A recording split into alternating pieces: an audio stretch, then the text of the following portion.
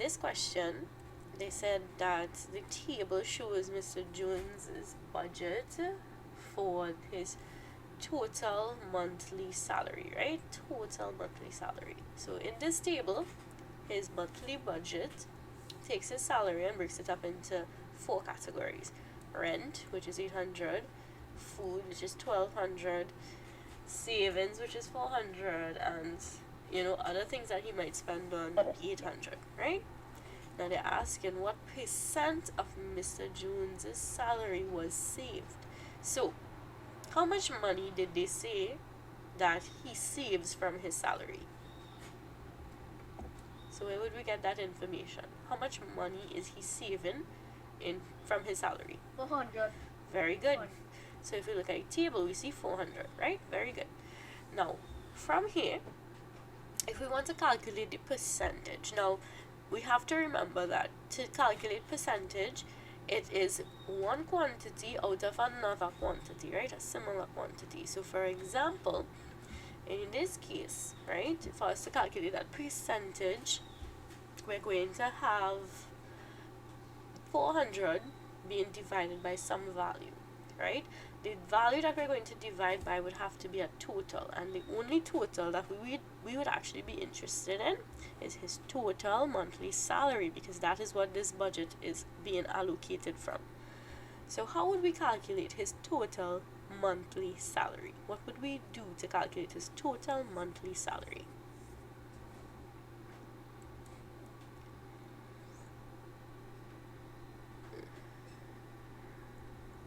What would we do to calculate his total monthly salary? Any suggestion? No. Alright. So his total monthly salary, we have to actually find the sum of all these categories. So if we add up the money for every category here, right, we should get his total monthly salary, because they told us that this is the budget for his total monthly salary, right? Have nothing that he didn't account for in this budget. So what we should do first of all is add together all these values. So if we have to add together everything we're adding, so I'll write 1200 first, right? 1200, and then I'm going to add all the other categories. So 800,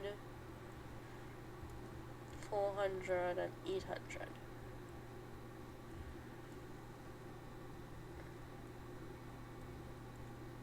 So you add it all together. So this would give me a total of, so add together 2 and 8 is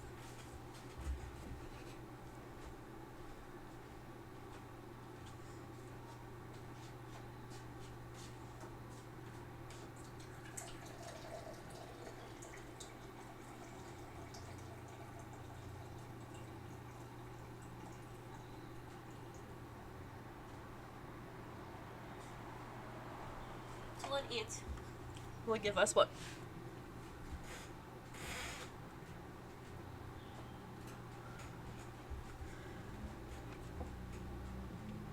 I wonder if your audio give me trouble. Alright, 2 and 8 is 10. Alright, so you add everything together and I'm getting 32, right? So if we were adding everything in the hundreds column, 8 and 2 is 10, and 10 plus 4 is 14. 14 and 8 is 22, so we would get 22, right? 22, and we'd write the 2 in the hundreds column there, and now we'd add the other 2 to the thousands column. So 2 plus 1 is 3. right. So earlier when you say that 32, 12 plus 8 plus 4 plus 8 would give us 32, right? So this is his total monthly salary. So his total monthly salary is 3,200. So if we have to calculate the percentage of the salary that is being saved, right, what we're going to do is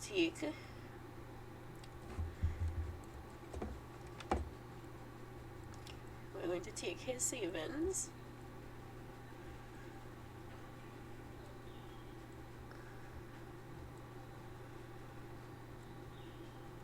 right, divide divided by his total salary for the month,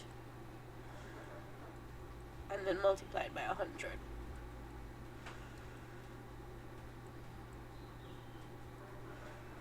Right, total salary by 100. You think you could calculate this for me? So his savings is 400. His total salary is 3,200. And we're calculating a percentage, right? So if we have to calculate a percentage, how are we going to calculate this value? What should we do?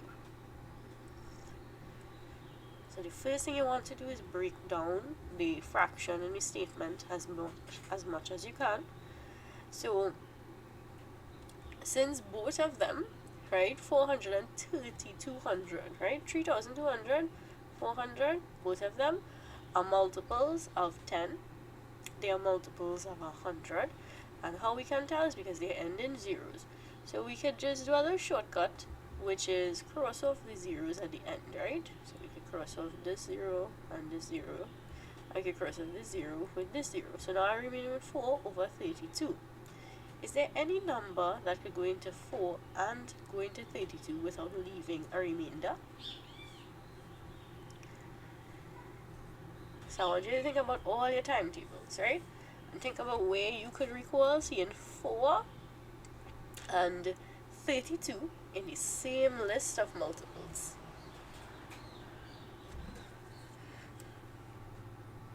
Any 4 timetables? Excellent, in your 4 times tables, right? So that means they're both divisible by 4. How many times can 4 go into 4 without leaving a remainder?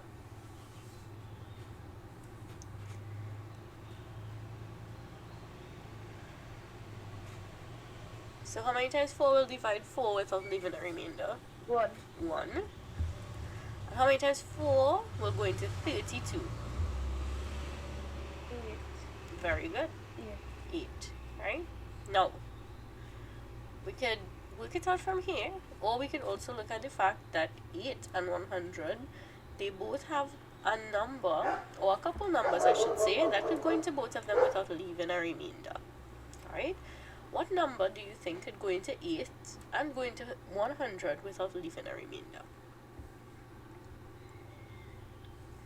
Now, it's not possible to see the both of them on a timetable, on a list of multiples, because in this case 8 and 100, while they do have this factor in common, that factor is a little small and the timetables only stop up to 12, so we wouldn't be able to see 100 in the same list with 8 in any of the timetables. So I want you to tell me, right? 8 and 100, are they both even numbers? Is 8 an even number? Is 100 an even number? Are they both even numbers? So remember what an even number is, right? An even number is any number that is divisible by 2. Exactly divisible by 2. Do you see 8 in your 2 times tables? Yeah. Right? And here's how we know that 100 is divisible by 2. 100 is also an even number because even numbers end in 2, 4, 6, 8, and 0. Does 100 end in 0? So is there a 0? No. Is there a 0 at the end of 100? Yeah. Yes, there is. So this is how we know that 100 is an even number. So that tells us that these two numbers are divisible by 2. How many times 2 will go into 8 without leaving a remainder?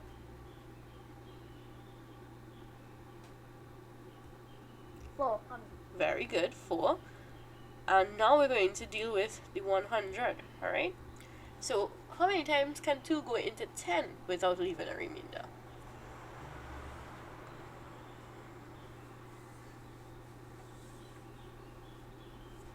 5. Right? And since this is 100, right? 2 into 0 is 0. So we'll just put a 0 at the end of this. Right? So we divided both numbers by 2. Now if we look at these two numbers again, we have 4, and we have 50. So can you think of a number that could go into 4 as well as 50 without leaving a remainder? And the same thing will come up again. These two numbers, despite them both having the same factor in common, the timetables only stop at a certain amount, so we don't see 50 in that list. So I'm going to ask the same question again. Do you think 4 and 50 are both even numbers? Yeah. Yes, they are. 4 is an even number and 50 is an even number because it ends in a 0. So we're going to divide again by 2. How many times 4 will go in? How many times 2 will go into 4? 2. 2. And how many times 2 will go into 50 without leaving a remainder? So to do this one, how many times 2 could go into 5?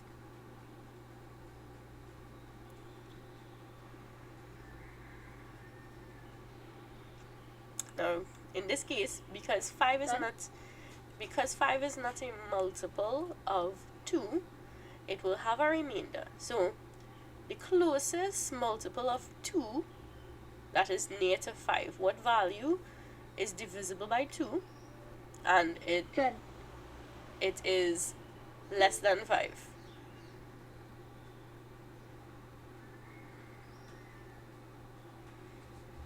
So we just divided 4 by 2, right? 4 is close to 5.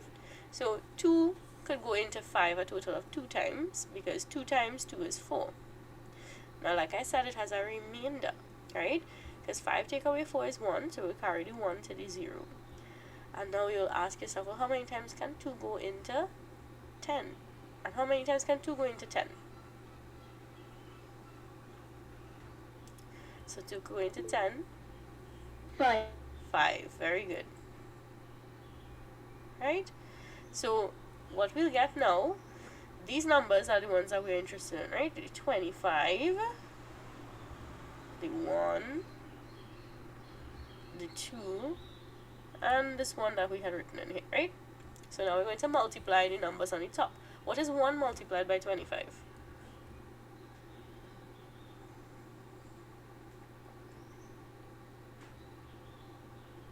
1 by 25 is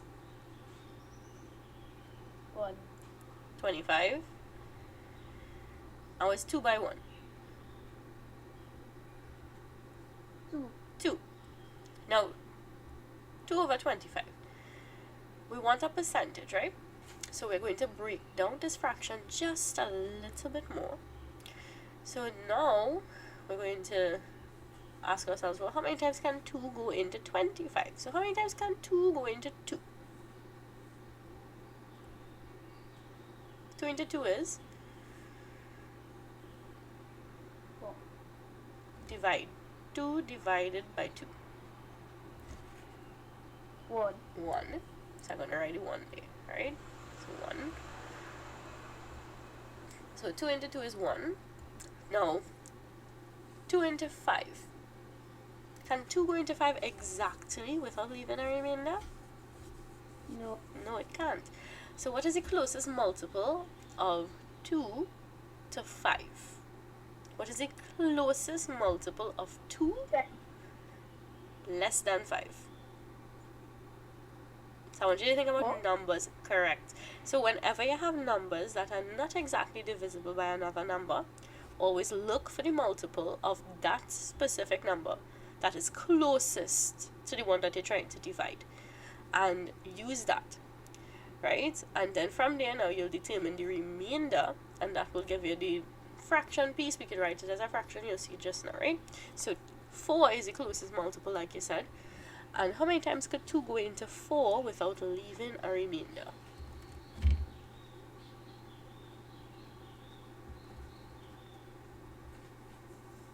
We do this one earlier.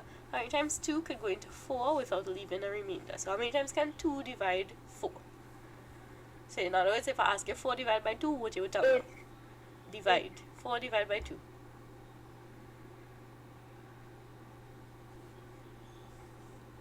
4. 2. 4 divided by 2 is 2. So we have to remember these words, right? Into means dividing, and by means multiplying.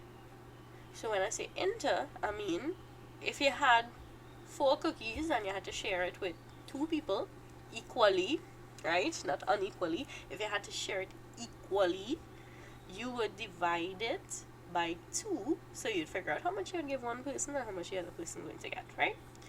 So the thing is, we just said that 5 is not exactly divisible by 2. So it has a remainder of 1, right?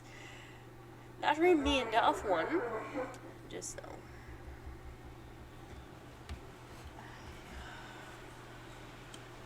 So the remainder of 1, we're going to use it as the fraction. And what will we divide in by in this particular problem? What number will we divide in by? You can remember? What number? Right. So that 2 will be used as a denominator for the fraction. And what did we say is the remainder? When we divide 5 by 2, we get 4. So where's 5 take away 4? 5 take away 4 will give you the remainder. Where's 5 take away 4?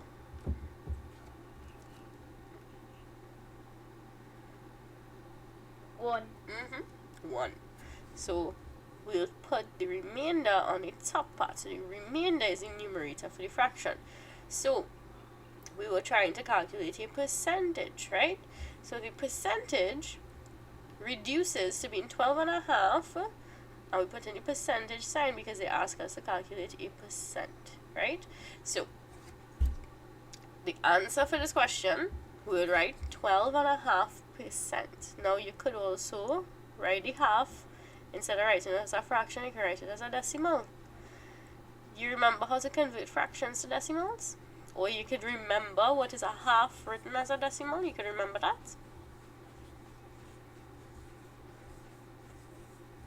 Yes or no? So in case you can't remember it, you need to go give it a little memorizing, right? Half written as a decimal is 0.5. So if I wanted, I could write this as a decimal instead. I could write 12.5%. Right? And either one of these answers would be correct for this question, whether you write it as a fraction or you write it as a decimal. Okay? So this is how you tackle a question like this.